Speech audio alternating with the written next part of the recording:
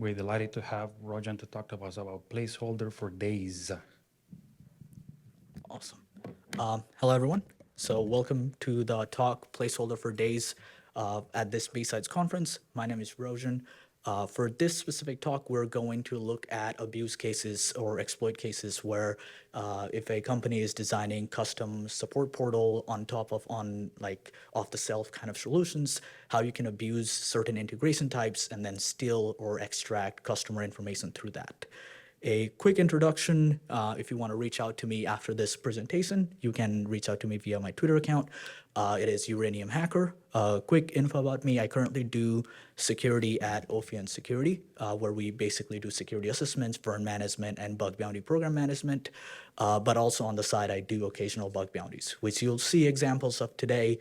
Most of the bug bounties that I focus on are kind of related to the research to understand how many companies are impacted, mainly because of the responsible disclosure policy that most of these companies have. That said, let's get started with this. Basically, the focus of this presentation kind of started as an accident when I was looking at GitHub. We will see example of that later on when I showcase the vulnerabilities impacting GitHub itself. But the idea behind it was to look for any kind of customer support portals that are running on top of existing off-the-shelf solutions. Basically, companies can sometimes create their own UI and their own application to work with customers to help respond to customers via their support agents. But instead of using existing solutions, they will write their own one with the backend with the existing one. This kind of helps them to use their current user account informations to help pre-fill ticket information and whatnot. But at the same time, when you integrate and create your own application, it already has the regular web vulnerabilities associated with it. But what I wanted to take a look at was, is there any integration-specific vulnerabilities that I can focus on? Now, with integrations, there are risks with how the APIs can be used, and that's where most of the exploits throughout this presentation will come. When I specifically talk about off-the-shelf solutions, I'm directly talking about products like Zendesk, Salesforce, ServiceNow, and Jira Service Desk.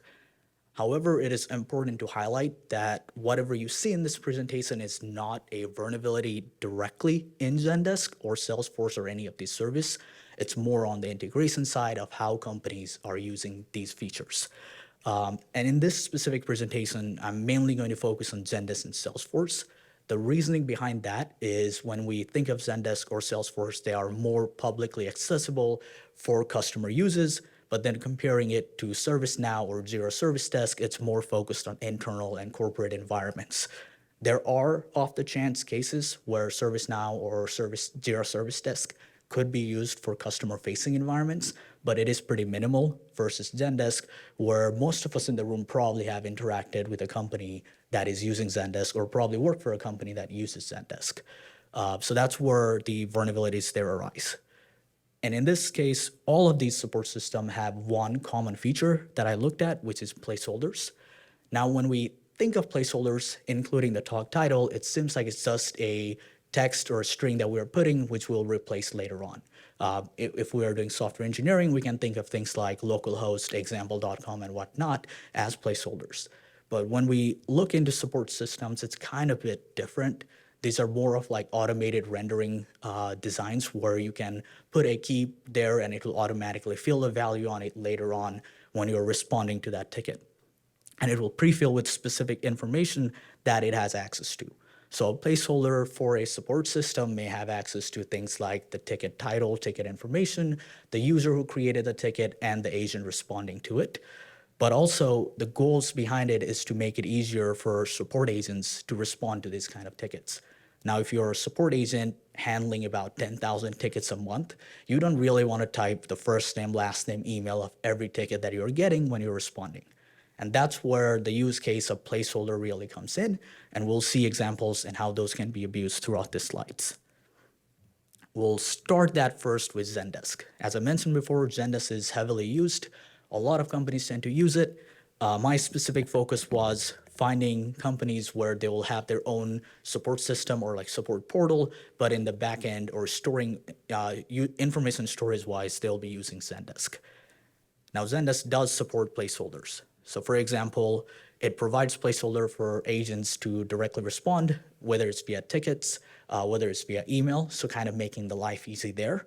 But at the same time, since we're thinking also of unsafe user inputs, it also will suppress placeholder in certain cases, specifically focusing on end user.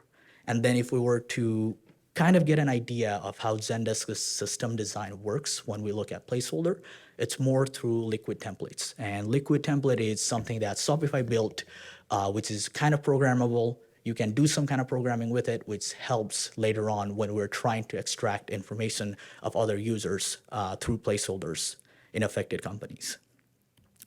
Now, I mentioned suppression, so it only works in certain cases. But when we look at activations, there's 3 scenarios where a placeholder would actually be used. The first one being the agent response. This kind of makes sense. If an agent is responding to a ticket, they're more likely going to use the placeholder, so it'll make sense to give them access to that. It can work both in the email and portal features, but then you also have automations. And this is something we as end user oftentimes see. So if you create a Zendesk ticket or if you create a support ticket on a system that's using Zendesk, you're more likely going to see an automated email which will say, hey, we got your ticket, here's your case ID or ticket ID, and we'll get back to you soon. And usually those are results of automation triggers that are already available in Zendesk. Last but not least, the admin endpoints have access to it, which when we think about it kind of makes sense. Admin endpoints or API endpoints in this case are pretty much authenticated either as an agent or an admin. In which cases, if a agent is responding, whether it's through an internal portal or external one, they probably are going to authenticate as them, so it'll make sense for them to have access to placeholders there. But when we look at the end user perspective, there is certain suppression rules that gets kicked in. So for example, in ticket creation, when you create a ticket or when you update a ticket, the placeholders are suppressed just as a way to prevent end users from abusing the access to placeholders there. Now, I mentioned about admin API endpoints. There's 2 different API endpoints when we look at Zendesk. And this is where a lot of the vulnerabilities that I looked at came into fruition, is because of the kind of a confusion of what a tickets API is and what a request API is. So tickets API, in a sense, is pretty much for admins to use or for an agent to use. So it does require authentication there. You have to pass in a admin session token or an admin API key or an agent API key. But then compared to request API, which is more accessible, it is accessible both by guest, which is logged in users in your support instance, anonymous users who are just trying to create without logging in, and then you have agent and admin access. So from a developer point of view, if you're trying to build your own integration around Zendesk and you want people to create a ticket, you most likely want to use the request API endpoint other than, or more compared to like tickets API endpoint. Tickets API should more likely be used for management or CRUD operations, stuff like updating a ticket as an agent and whatnot. However, that was not always usually the case. So we'll see those exploits there later on as well. Now, if we were to focus directly on placeholders, for Zendesk, the syntax one is mainly focused on the liquid design. So you'll see curly brackets being used with an object in it. Objects are kind of like class materials, if we think from a programming point of view. It can be referenced by different variables, and those variables can then access fields associated to that class. It is auto-rendered, so what that kind of means here is when you input a placeholder, it doesn't fill it there, but when you save the input, it will replace it with the value if it exists. If a value doesn't exist, or if you misspell the placeholder key value there, then you're just going to see the simple string, or you're going to see a null string depending on situations. And then finally, the accessible objects for Zendesk specifically, there are 3 specific objects, which is users, tickets, and organizations. Each of them kind of link to each other. So as a ticket, you can't necessarily access ticket number 2 if you're in ticket number 1, but you can access the user related to ticket number 1 from ticket 1. And if we look at specific user object, there are certain fields. Some of them are kind of like a common sense field. So for example, first name, last name, and email, these are kind of known, easy to guess of what that is going to be when we're targeting a user. But there's also things like phone, notes, and custom fields.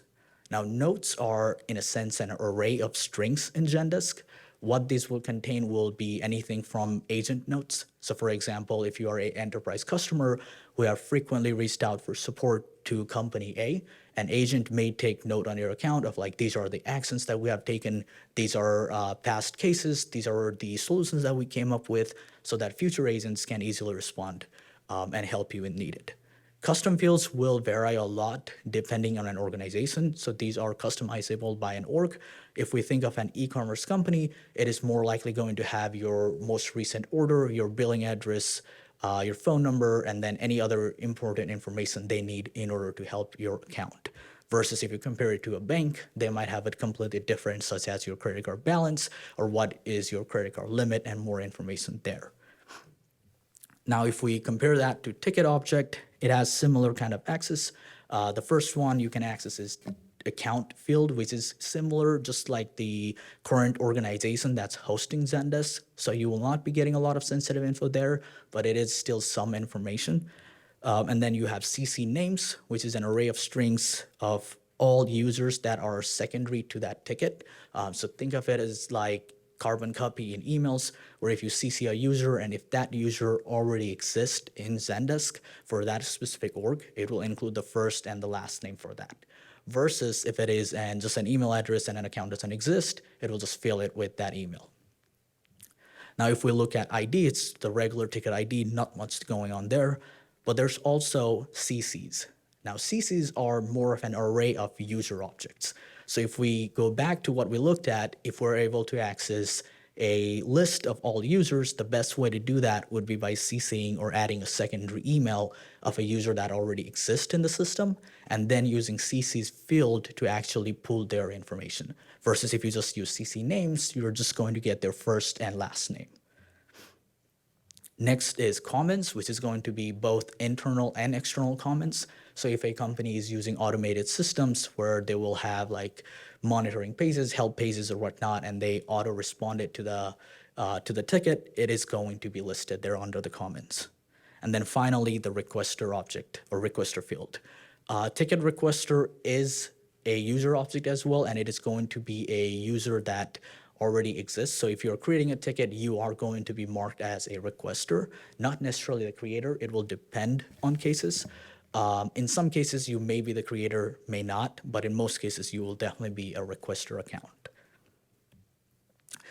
Granted, now that we have done a little bit of high level of how Zendesk placeholders work, if we actually put it in place, this is how you will ideally use a placeholder in Zendesk, with the curly brackets being ticket.id to get the current ticket. Then you can use ticket.ccs to get an array of all user objects that are linked to that ticket, all secondary users there. And then you can use ticket comments to pull all internal and external comments, and then current user to pull the current existing user. Now, current user is pretty interesting. It can be dynamic in a sense where if a company is vulnerable, you can constantly pull information about the agent that's responding to your ticket. So let's say if a company doesn't really disclose you information like email address or custom fields of an agent, you can use the current user with the placeholder injection to actually pull their information. It is dynamic, as I mentioned, and it is also linked back to a user object. So far, ticket requester, current user, and then ticket CCs are user objects, which allows us to pull user information. Now, if we go back a little bit where I was talking about Zendesk using Shopify's Liquid template, this actually helps us to program it a little bit. So if we're accessing something like custom fields, we can actually write a quick for loop within Zendesk to kind of go through the key value pair and pull both the fields and its answers there. Same thing also goes if we're pulling for ticket CCs. So as I mentioned before, CCs is basically an array. So if we want to pull all key values for a user at index 0, if you have added secondary users, you can then actually use a for loop for that as well.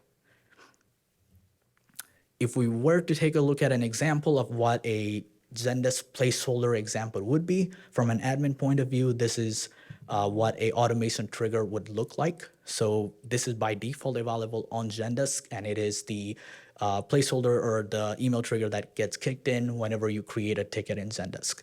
Once you do it, it will fill the ticket ID with the ID of that specific ticket, send you an email, and you'll see that information there. If we were to see more in detail of how a agent responds, This is what it will look like from an agent's point of view. So on the left-hand side, we have some of the custom fields that you can specify as a Zendesk admin.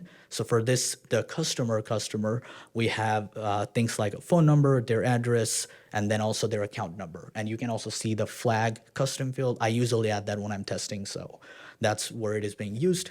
And this is how you'll have the custom field. So if we look at how a agent will respond, if they're responding to a ticket, they can then use the placeholders for it. From the UI side, Zendesk makes it really easy where you can just fill the information and it will tell you which one you want to select. So you can actually select a specific placeholders and it will autofill that as needed. But if you have custom fields, it doesn't usually do it. Mainly because custom fields are something you are creating on the go kind of thing, so it won't autofill it, but you can change it and have it be different things. So in this case, this specific agent is using ticket.requester to get the user object for the current ticket, which is the customer, filling it with their name and their account number, asking them to verify their account number. Once you submit the ticket info or submit a response, it will autofill that. So that's what it will look like at the end of it. But this is just an example of how a placeholder uses will look like. Quickly fix that.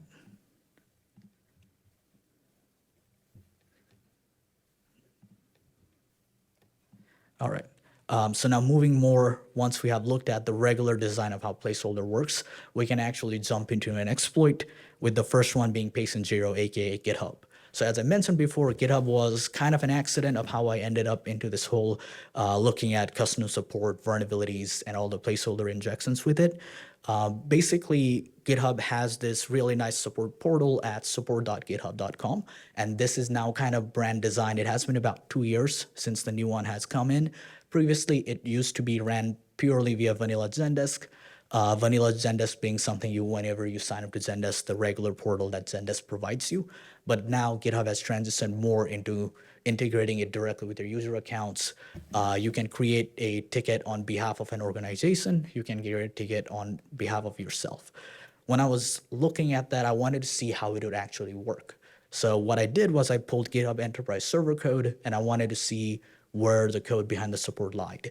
If you look at GitHub Enterprise Server code, it kind of mirrors the real github.com code as well, except for some of the beta features or like new features that GitHub is working on. So with support one, since it had been 2 years, it was more likely to be there.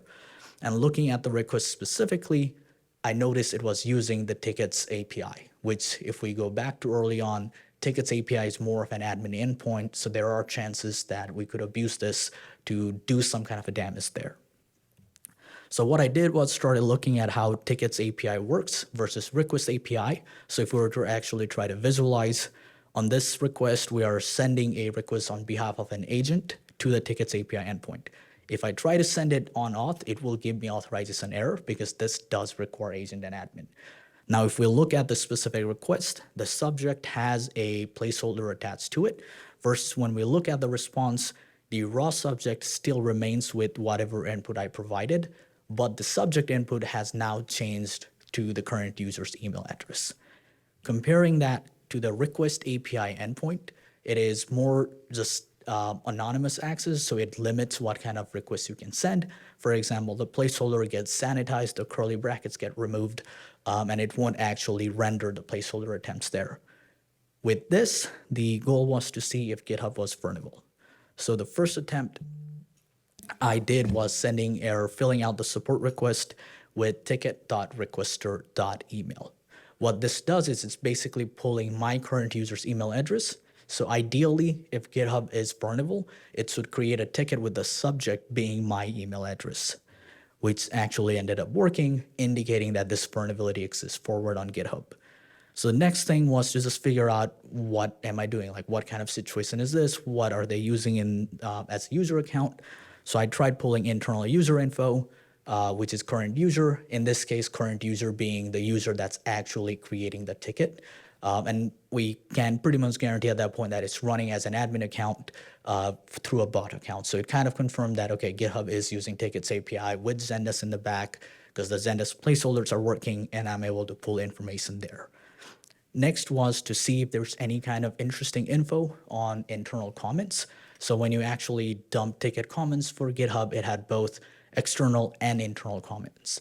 Internal comments in this case was mainly just internal links that GitHub will provide to their support agents to say, hey, like if you want to check, is this user spammy, go to this link and check for that. If you want to check their most recent activity, you can go to our enterprise Sentry instance, pull this username, and it will give you details of that as well. But this didn't really fill the void of what impact can I actually show to GitHub. So far, I can pull internal URLs, internal user email address of the bot user, and then also agent information whenever agents are responding. But I was looking more towards pulling the user information of just any user in GitHub.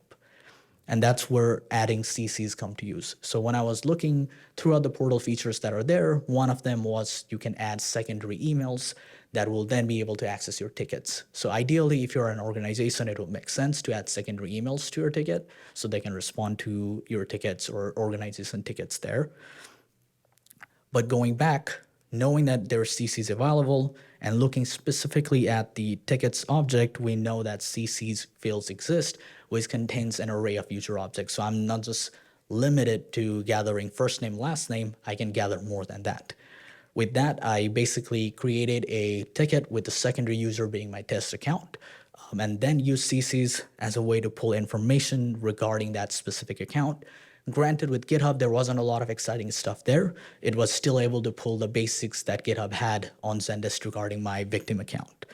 You can then use like a for loop to go through every single CC's user. So in GitHub's case, since the UI already has it, you can add multiple email address, full user information all at once, making it kind of easier to extract or mass extract user data.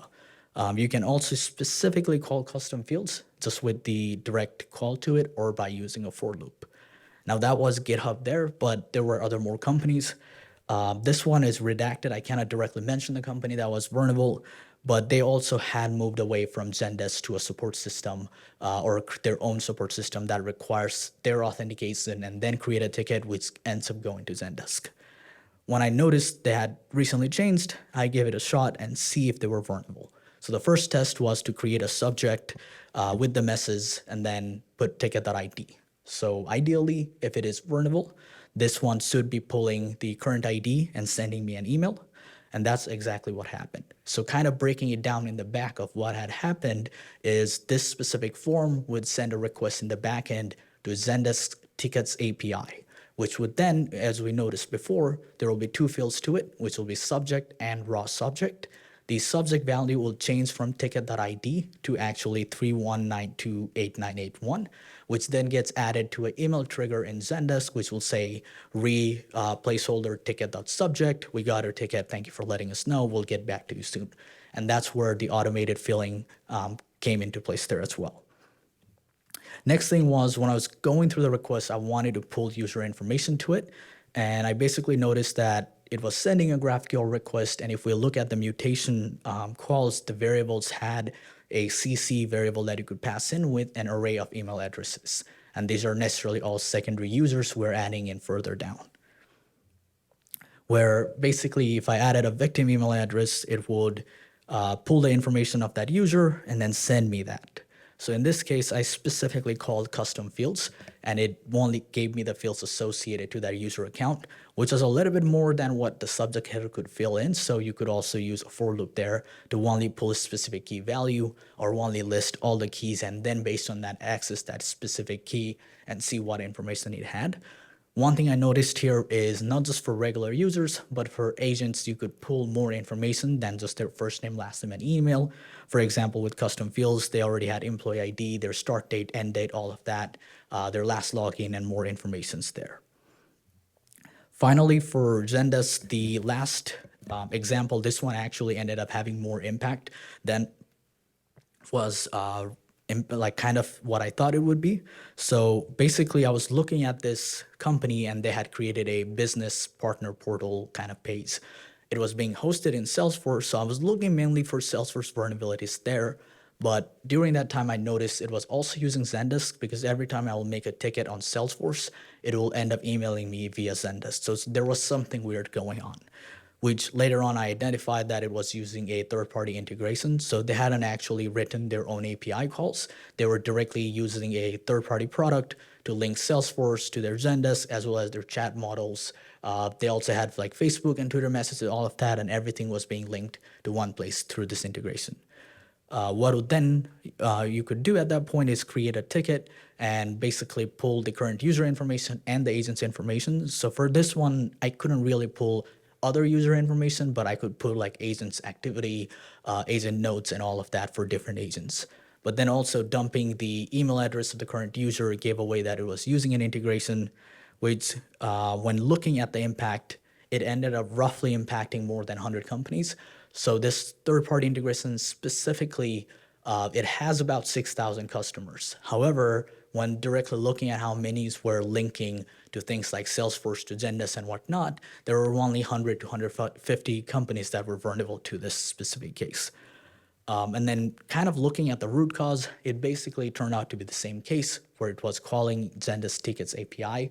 You'll pass in an API key to it, so it will create a ticket based on that, put the user information, and then any company that had their own customer support page, you could see that information auto-filled in. Now, that said, that kind of wraps the Zendesk case. We'll move to Salesforce, but before that, a quick flag again is this is not a vulnerability in Zendesk. It's more of how these integrations worked. And same thing happens with Salesforce. Just the caveat with Salesforce being that it's kind of harder to exploit versus when we compare it to Zendesk. So Salesforce does have a case where you can do placeholder kind of attacks or placeholder injections. It has placeholder support, but it also has some limitations on how it can actually be used. So for example, it has separations in place that are more restrictive than Zendesk. So in Zendesk cases, we had separations on just end user ticket creation or ticket updates. But in this case, it was also impacting, or it was limiting uses of placeholders unless they are being directly used through the Salesforce UI or through specific API calls. The one good thing about Salesforce, though, is it has access to way more information than Zendesk. When we think of Zendesk, it's purely support system. There isn't much going on else there. Versus if we compare it to Salesforce, it has access to marketing leads, user information, support pages, health information, whatnot, depending on what the company is using it for. So the level of information that can be accessed with this was pretty exponential there. It is, as I mentioned before, kind of hard to exploit. So it kind of works via forms like we saw examples with GitHub or other cases in Zendesk. But for Salesforce, it's kind of hard to exploit there. And it requires a specific use case via email addresses or directly via sending email. And then also most of the automations are sanitized. So with Zendesk, exploit was pretty instantaneous. You don't even need a user agent or a customer agent to get back to you. You can just see that email with the exploit right in place, and you don't have to necessarily do anything there. But in Salesforce cases, it was more sanitized, and it requires a level of social engineering. Now, the social engineering part here is not necessarily things where I have to tell a support person like, hey, put this placeholder and send me an email, but more of kind of sneaking in the placeholder in your email body and then waiting for the customer agent to respond to you, which will then autofill the placeholder information there. Similar to Zendesk, Salesforce also has quite a bit of objects. In this presentation, I'm going to cover specifically two objects, user and tickets or user and cases, but there is about 25 different objects that you can access via placeholders, and they are kind of linked between each other. So if you're interested on that, Salesforce has a Visualforce page where you can learn about their templating design, their placeholders, and how they can be used. If we directly look at user objects in Salesforce, even just limited access, there's name, email, address, mobile, account ID, and contact ID. While I have 7 here, there's about 15 other fields that you can access as a user. So there's more sensitive information those could be accessed. But name and email address are pretty dead giveaway. Address in itself is kind of new right now. So previously you could access street address, city, state, and then the country of the associated user. But now it has moved more into the beta access where you can just use address to autofill all of that information at once. Now, if we look at case object, it is kind of similar to Zendesk. You have a case ID, you have owner, contact ID, priority, and thread token, as well as description. The thing to highlight about the owner is specific. The reason I put underscore there is because there's other information you could access with owner. So for example, you could do case.owner email, case.owner address. So it's kind of like accessing user object, but it's already linked, so you don't necessarily have to do that. Now, if we were to see examples of placeholder-wise, there is things like case ID. It kind of changes if you notice on the design for Zendesk versus Salesforce. So it requires a little bit of resource there as well. And then there's user email, case owner emails, and account billing address. So if you'll notice, as I mentioned before, user and case are a couple objects example, but there's like 25 other objects, account being one. So what happens similar to Zendesk is if you create a case, your user account, if it already exists, can have other information associated with it. And that are the objects that you can access separately, and those could have more sensitive informations to it. If we look at it from a agent point of view, if you create a ticket, so in this case, let's say Riley has created a ticket, their account can have more information than just their regular info like phone number, email, and whatnot. They can also have an account associated with them, which is what account.billing address later is used. So in this case, Riley has an account called Trial Ranger, which if we look at has its own billing address and phone number associated to it. In addition to that, an account can also then have access to other contacts. So from Riley's account, you can move into the specific account they're linked to or the business account they're linked to, and that business account has its own contacts information, which can then be auto-filled as well. So if we look at from a example similar to how we looked at with Zendesk, you can basically respond to a user via Salesforce's own UI feature, where there you can have a placeholder be used, which then gets auto-filled. So you can see for O'Reilly's, we can then pull their account information, auto-fill that on the email response. This kind of is a design of how Salesforce works. Looking for vulnerabilities specifically, I tried about 5 different cases, both ranging from automations, workflow automations, automated response, user agent response, and whatnot. And one that is quite common and is always going to be vulnerable is whenever there's a email header being used called quick action email. This kind of identifies where the email originated from in Salesforce, which is pretty much the same place that we are seeing here, which is the email body response that Salesforce has pre-built into the Service Cloud. If you're testing against things that could be using things like workflow automations or any kind of other alerts, they're most likely not going to be vulnerable. And that is where like it's kind of gets hard to impact a Salesforce instance versus a Zendesk, where for Zendesk, a test most likely will work if they're using a custom portal. Now, the first exploit for Salesforce itself kind of comes from the social engineering point of view. So this is where I mentioned before is it kind of requires you to wait for the agent to respond and sneak in a placeholder. And the kind of a clever way to do that is by using white space fonts. So if we look at in an email address, you can change the font spellings, font colors, whatnot. Doing that is also reflected directly in Salesforce. So from a attacker point of view, you can sneak in placeholders, wait for the agent to respond, and then pull agent's information. So this one specifically only works if we're trying to pull the agent information, not other users' information. For agents itself, it kind of gets impactful because you can then pull their addresses, their information, accounts that are linked to them, and then also contacts info, so kind of spread from there. What it will look like from a agent point of view is when you respond to a ticket, you'll have just responded directly from email. It's pretty identical to just doing a reply all in a Gmail instance or Yahoo.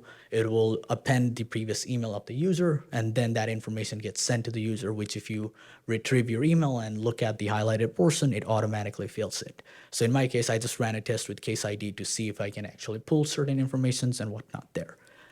The other one is a more redacted case again of a company that was vulnerable, and similar to Zendesk or similar to other orgs that were vulnerable, they had also created a custom support page where you could email experts and ask for questions regarding your account and account help and whatnot there. But it basically, if you look at the email response, it was indicating it was using something like an email reply that Salesforce had. Looking at the header, it had the same thing, which was the quick action email. knowing that, I wanted to see if I could test it. So this is where, again, the social engineering kind of comes in, is I sent a ticket in with just saying, how do I resend my account info, provided user.email, which then when they responded, included their email address of the agent, even though that's not by default available on Salesforce, or I can't see the agent email. This actually ended up working there as well. This could then be leveraged to pull their address. The final exploit case for Salesforce would be the CC with a twist, in a sense. So in Zendesk, we exploited CC to pull the secondary user information. Here, instead, we want to be the user that's getting CC'd and then link a victim user as the main account when we are creating a ticket. So in this case, this specific company, you could create a ticket with an email address and then also add a list of CC'd users who should be getting updates.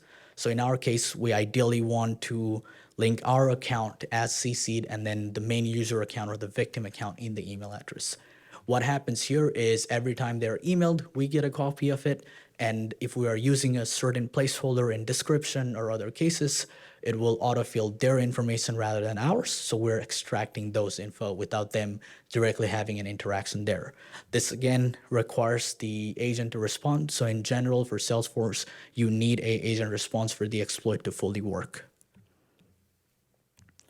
This is what the regular exploit will look like in that case. That said, that was pretty much the two specific cases. However, there are more support systems worth taking a look at. I did spend some time looking at Jira Service Desk. It does have placeholders in place, but it is way more sanitized and harder to exploit. For example, if you just send an email with placeholders, even though you're already a user in that Jira instance and it is an internal system, it doesn't automatically fill that details there. Same thing kind of with ServiceNow. You can do the agent exploit technique similar to how Salesforce would work, but it won't automatically fill the information there either. So not much of these systems were as easy as the cases for Zendesk, where we could directly pull user data there. Even for Salesforce, it has a lot of API calls. There are places where you can directly design a form to access the API and then pull user information based on that. So those could still be vulnerable. I didn't have the time to directly look at it. So it is potential future places to worth spending efforts there. That also, there are other support systems. So there's like Help Scout, Freshdesk, and others that are maybe still vulnerable. It depends on how they are used, what kind of APIs they have. For example, I know Freshdesk is kind of identical to how Zendesk works. So maybe that also supports Placeholder that could be exploited. There's also marketing things that are available that use similar technique. And in the end, also chat services where you can automatically chat with an agent tend to usually have placeholders there. So if you're extracting your ticket history or chat history, you most likely can pull those informations there too. That said, this wraps up the presentation. If anyone has any questions, I'm happy to answer them. You can also send me a message on Twitter asking for any questions you may have or feedbacks that if you have any as well.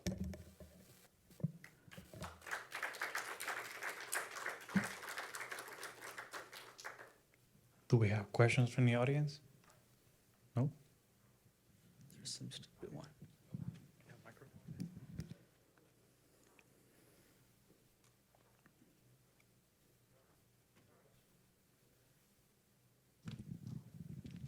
Thank you. Hey, thanks for the talk. I was curious, for the customers that use Zendesk as a backend, how are you finding kind of their custom integrations? Like fingerprinting them some way or? Yeah, so for most of the ones that I looked at, it was with prior experience. So for example, GitHub was, I already knew they used Zendesk before since I had utilized the feature. For a couple of them, fingerprinting did work. For example, looking for a Zendesk subdomain. So as an example, like let's say if you go to help.company.com, if it already redirects to in the path /HC/ENUS, which is the vanilla Zendesk design, those are usually just plain Zendesk. There isn't any customization done to it. So I'll just like leave them alone. But let's say if I go to a help page, there's login, create tickets, all of that, but it doesn't indicate it's using Zendesk or Salesforce directly there. It is more of fingerprinting, like, okay, let's see if I can find a Zendesk subdomain with that company name. If it exists, there's a chance they may be vulnerable. And then finally, creating a test ticket or something to see what email response I get.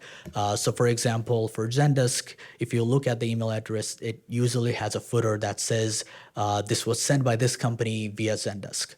Same thing with Salesforce. If you saw the picture previously, it has a thread token / like ref : on it. It kind of identifies that it's coming from Salesforce. It also has like email headers. So that kind of also helps to fingerprint that information there. Great, thank you. No worries. Thank you. Any more questions? Going once, twice, sold. Sweet. Quick note, we'll also have a blog on this out, but that is probably going to be end of this week. So there will be a couple of days delay on that as well. Thank you. Awesome, Rojan. On behalf of BSidesSF 2023, I want to thank you with this token of appreciation. And thank you to our sponsor, Dayzzz. Thank you. Thank you, everyone.